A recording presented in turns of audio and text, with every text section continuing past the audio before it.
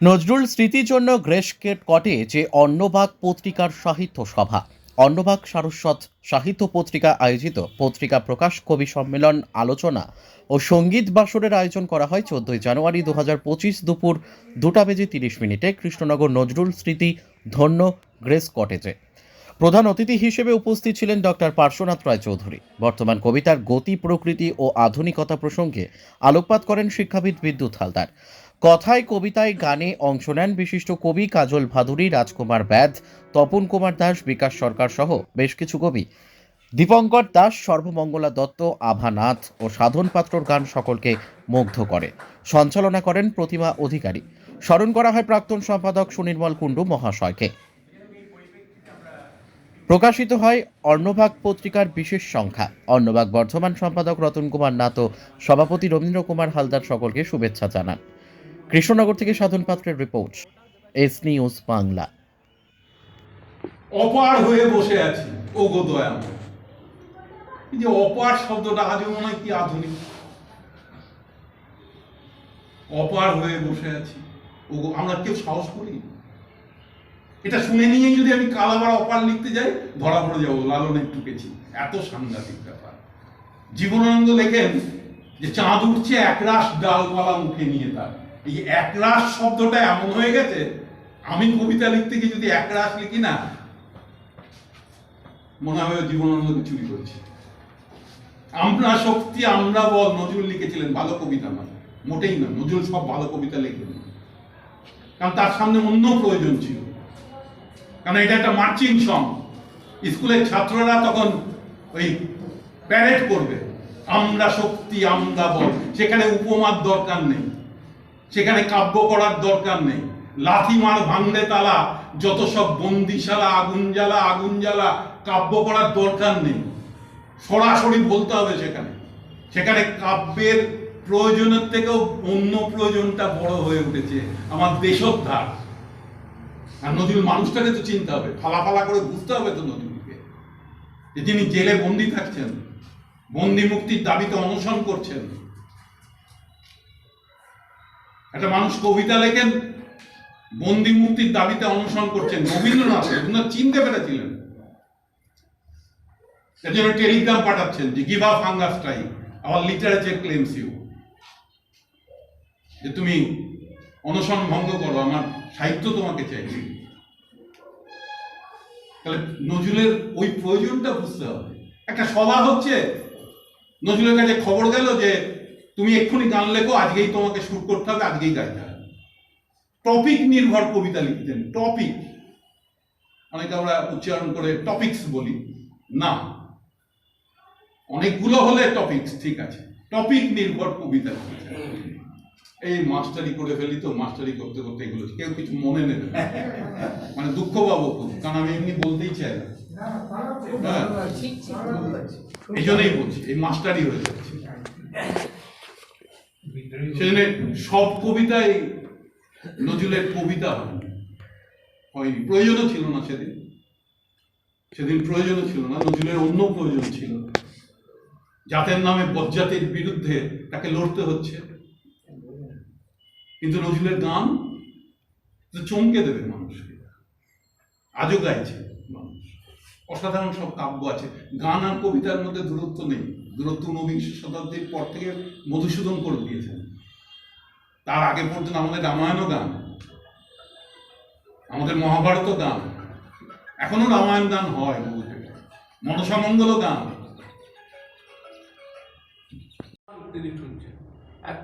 আর এই আগে কি ছিল, ওই যে ফসলটুকু তুলেছিলেন, সেটি হচ্ছে সীমাবদ্ধতা, তার মধ্যে অসীমতা নেই। আর তিনি বৃহত্তর জীবনের দিকে চাইছেন। তাহলে দেখা যাচ্ছে যে রবীন্দ্রনাথ ওখানে সোনার ধান বলছেন, কিন্তু কৃষকরা কেটে নিয়ে গিয়েছে কিন্তু কি কাঁচা ধান। সোনার ধান কেন বলছেন? সোনার ধান বলছে তার জীবনের যে সৃষ্টি থাকে, এটা সোনার ধান বলে বলতে চেয়েছে। তার মনে হয়েছে তিনি একটা সুন্দর সৃষ্টি করেছেন। হ্যাঁ, ক্ষুদ্রতা থেকে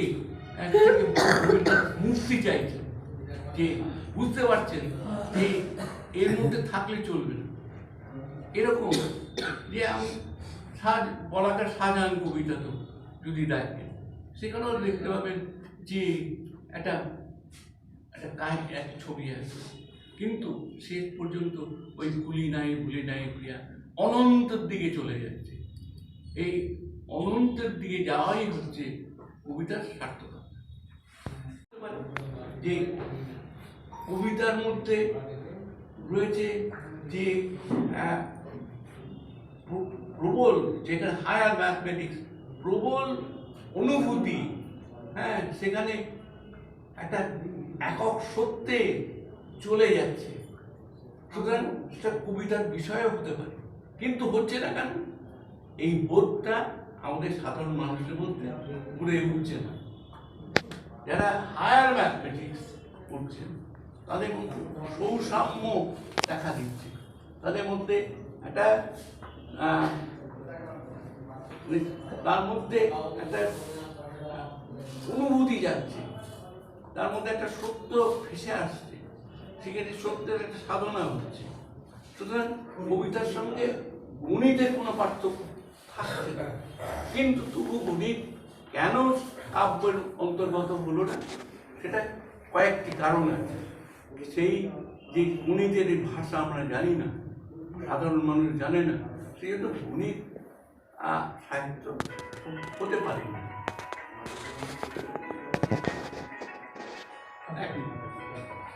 8.5 কাঠা জুড়ে পয় পরিষ্কার এক উঠোন, গোয়ালে কালি গায়, কপালে তার সাদা তিলক।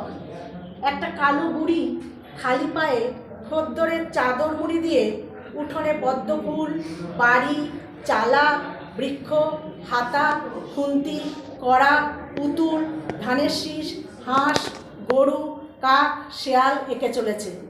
পাশে বসে ছোট্ট আমি সঙ্গত করছি। জ্যোৎস্নার আলোয় চড়াচড় ভেসে যাচ্ছে। বুড়ি সব সেরে চাপা কলে হাত পা ধুয়ে চটে পা মুছে নিঝুম রাতে ঘুমোতে যায়। আবার ভোরে উঠতে হবে যে, কাল মকর সংক্রান্তি।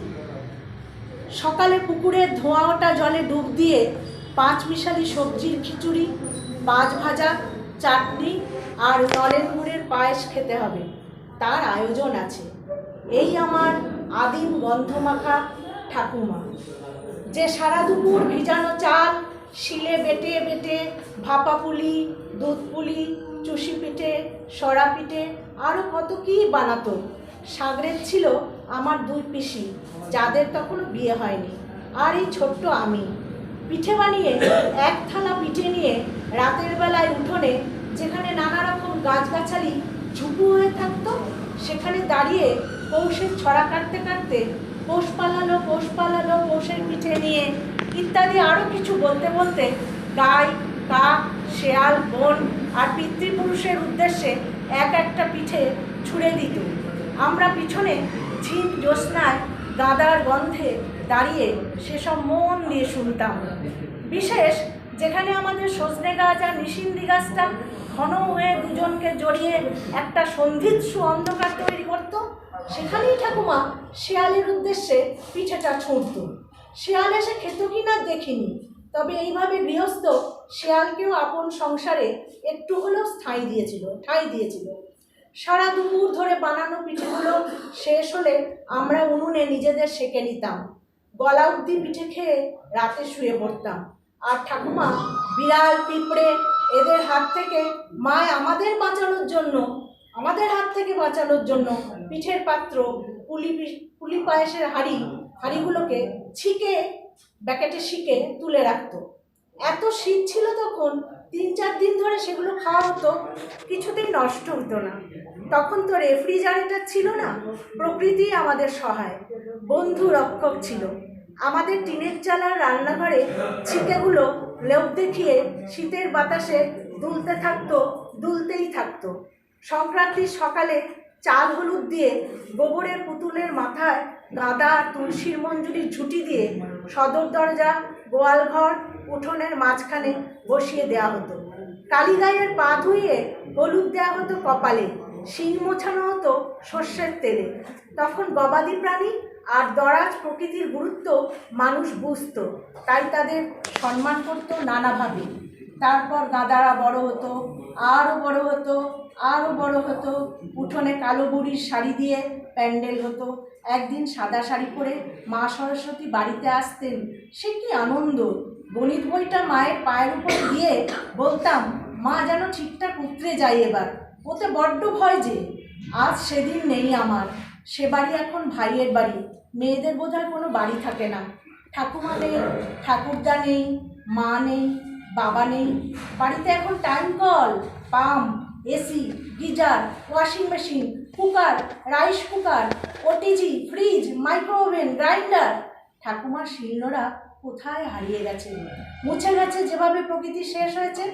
রাস্তা চওড়া করার জন্য মাটিকে যেভাবে চেপে মেরে দেওয়া হয়েছে, বহুতল বাড়ির কল্যাণে গৃহস্থ বাড়ি যেভাবে লুপ্ত হয়েছে, ঠিক তেমন আমার 6 দশকের পূর্ণ সূর্যগ্রহণ, খাদ্য আন্দোলন, বাংলাদেশ স্বাধীন হবার যুদ্ধ, 76, 78, 2000-এর বন্যা, মিলেনিয়ামের উল্কাপাত, আরও কত কত যুদ্ধ, 2004-এর সুনামি, কত কুম্ভ, পূর্ণ কুম্ভ, এত মেকানাইজেশন, মডার্নাইজেশন, ভাইরাস, ঘরবন্দি, নোটবন্দি, খুন, জখম, ধর্ষণ, অন্যায় রাজনীতি, দখলদারি, প্রকৃতির প্রতি উদাসীনতা, পাহাড় খসা, নদীর মৃত্যু, বৃক্ষ নিধন দেখা।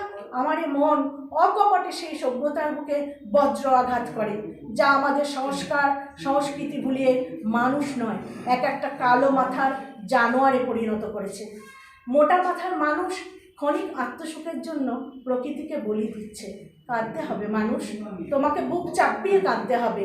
যেমন আমি সেই কালো বুড়ির পৌষ আগলানোর কথা ভেবে আজ কাঁদছি এই মধ্যরাতে, এই ইট কাঠময় কংক্রিটের জঙ্গলে, তেমনি তোমাকেও কাঁদতে হবে মানুষ। আসলে মকর, টুসু, বাঁধনা, আউনি বাউনি, ভোগালী বিহু, পৌষ পার্বণ কিচ্ছু ভিন্ন নয়, সবই সেই সর্বব্যাপী প্রকৃতির পূজা বা আরাধনা। সে ঠিক থাকলেই আমরা বাঁচব, এসি গলায় দিয়ে নয়, বুঝলে কালো মাথার মানুষ। 8.5 কাঠা জুড়ে পয় পরিষ্কার এক উঠোন, গোয়ালে কালী গাই, কপালে তার সাদা তিলক। একটা কালো বুড়ি খালি পায়ে খদ্দরের চাদর মুড়ি দিয়ে উঠোনে পদ্ম ফুল, বাড়ি, চালা, বৃক্ষ, হাতা, খুন্তি, কড়া, পুতুল, ধানের শীষ, হাঁস, গরু, কাক, শেয়াল এঁকে চলেছে। পাশে বসে ছোট্ট আমি সঙ্গত করছি।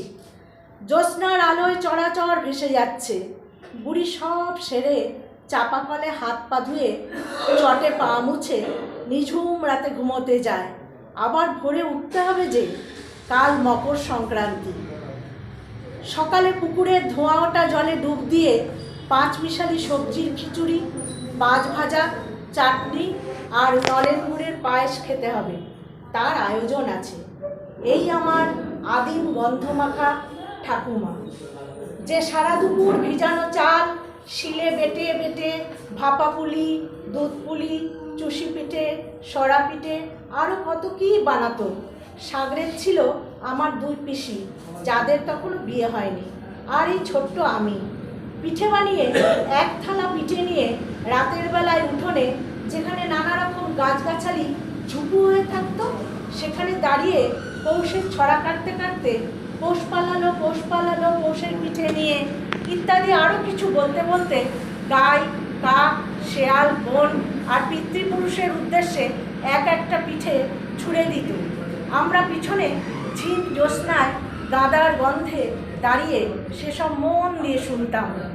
বিশেষ যেখানে আমাদের সজনে গাছ আর নিশিন্দি গাছটা ঘন হয়ে দুজনকে জড়িয়ে একটা সন্ধিৎসু অন্ধকার তৈরি করত, সেখানেই ঠাকুমা শেয়ালের উদ্দেশ্যে পিঠেটা ছুঁড়ত। শেয়াল এসে খেত কি না দেখিনি, তবে এইভাবে গৃহস্থ শেয়ালকেও আপন সংসারে একটু হলেও ঠাঁই দিয়েছিল। সারা দুপুর ধরে বানানো পিঠেগুলো শেষ হলে আমরা উনুনে নিজেদের সেঁকে নিতাম। গলা অবধি পিঠে খেয়ে রাতে শুয়ে পড়তাম। আর ঠাকুমা বিড়াল, পিঁপড়ে এদের হাত থেকে আমাদের হাত থেকে বাঁচানোর জন্য পিঠের পাত্র, পুলি পায়েসের হাঁড়িগুলোকে ব্যাকেটে শিকে তুলে রাখত। এত শীত ছিল তখন, 3-4 দিন ধরে সেগুলো খাওয়া হতো, কিছুতেই নষ্ট হতো না। তখন তো রেফ্রিজারেটর ছিল না, প্রকৃতি আমাদের সহায়, বন্ধু রক্ষক ছিল। আমাদের টিনের চালার রান্নাঘরে ছিটেগুলো লোক দেখিয়ে শীতের বাতাসে দুলতে থাকতো, দুলতেই থাকতো। সংক্রান্তির সকালে চাল হলুদ দিয়ে গোবরের পুতুলের মাথায় গাঁদা তুলসীর মঞ্জুরির ঝুঁটি দিয়ে সদর দরজা, গোয়ালঘর, উঠোনের মাঝখানে বসিয়ে দেওয়া হতো। কালীগাইয়ের পা ধুইয়ে হলুদ দেওয়া হতো কপালে, শিং মোছানো হতো সর্ষের তেলে। তখন গবাদি প্রাণী আর দরাজ প্রকৃতির গুরুত্ব মানুষ বুঝতো, তাই তাদের সম্মান করতো নানাভাবে। তারপর গাদারা বড় হতো, আরও বড় হতো, আরও বড় হতো। উঠোনে কালো বুড়ির শাড়ি দিয়ে প্যান্ডেল হতো। একদিন সাদা শাড়ি পরে মা সরস্বতী বাড়িতে আসতেন, সে কি আনন্দ! গণিত বইটা মায়ের পায়ের উপরে দিয়ে বলতাম, মা যেন ঠিকঠাক উতরে যায় এবার, ওতে বড্ড ভয় যে। আজ সেদিন নেই আমার, সে বাড়ি এখন ভাইয়ের বাড়ি। মেয়েদের বোধহয় কোনো বাড়ি থাকে না। ঠাকুমা নেই, ঠাকুরদা নেই, মা নেই, বাবা নেই। বাড়িতে এখন টাইম কল, pump, AC, geyser, washing machine, cooker, rice cooker, OTG, fridge, micro oven, grinder. ঠাকুমার শিলনোড়া কোথায় হারিয়ে গেছে, মুছে গেছে যেভাবে প্রকৃতি শেষ হয়েছে। রাস্তা চওড়া করার জন্য মাটিকে যেভাবে চেপে মেরে দেওয়া হয়েছে, বহুতল বাড়ির কল্যাণে গৃহস্থ বাড়ি যেভাবে লুপ্ত হয়েছে, ঠিক তেমন আমার 6 দশকের পূর্ণ সহ্যগ্রহণ, খাদ্য আন্দোলন, বাংলাদেশ স্বাধীন হবার যুদ্ধ, 76, 78, 2000-এর বন্যা, মিলেনিয়ামের উল্কাপাত, আরও কত কত যুদ্ধ, 2004-এর সুনামি, কত কুম্ভ, পূর্ণ কুম্ভ, এত মেকানাইজেশন, মডার্নাইজেশন, ভাইরাস, ঘরবন্দি, নোটবন্দি, খুন, জখম, ধর্ষণ, অন্যায় রাজনীতি, দখলদারি, প্রকৃতির প্রতি উদাসীনতা, পাহাড় খসা, নদীর মৃত্যু, বৃক্ষ নিধন দেখা। আমার মন অকপটে সেই সভ্যতার বুকে বজ্র আঘাত করে, যা আমাদের সংস্কার সংস্কৃতি ভুলিয়ে মানুষ নয়, একটা কালো মাথার জানোয়ারে পরিণত করেছে। মোটা মাথার মানুষ ক্ষণিক আত্মসুখের জন্য প্রকৃতিকে বলি দিচ্ছে। কাঁদতে হবে মানুষ, তোমাকে বুক চাপিয়ে কাঁদতে হবে। যেমন আমি সেই কালো বুড়ির পৌষ আগলানোর কথা ভেবে আজ কাঁদছি এই মধ্যরাতে, এই ইট কাঠময় কংক্রিটের জঙ্গলে, তেমনি তোমাকেও কাঁদতে হবে মানুষ।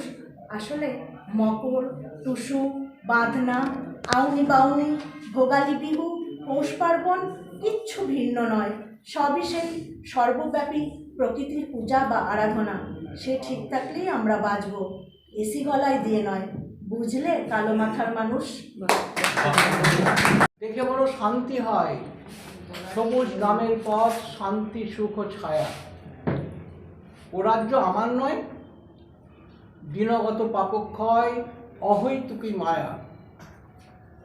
অবাধ্য মনের চোখ ওঠে পড়ে, ঘোড়া যেন ছোটে অশ্বমেধে। সারা দেশ ঘুরে ঘুরে বসে ভাবি, কেন তাকে নিজে ডাকি সেধে। দিন যায়, আসে রাত, প্রতিদিন নতুনের রঙে চোখ মজে। সেই তো যথেষ্ট ভালো, ওটুকু গোপনে থাক, বন্দি রাখি আপন মগজে। নমস্কার।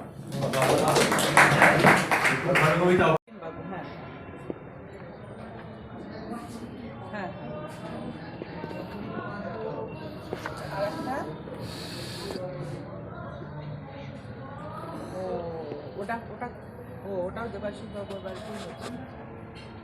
আচ্ছা আচ্ছা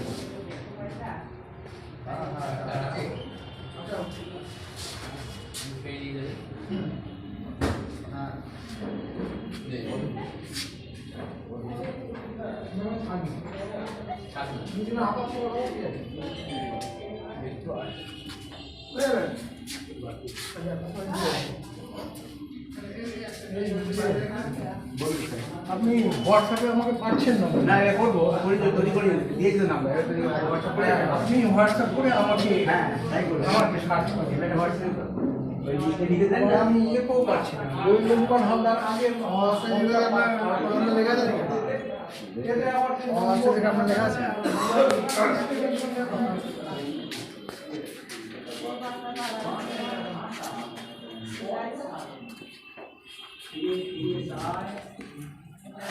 বলে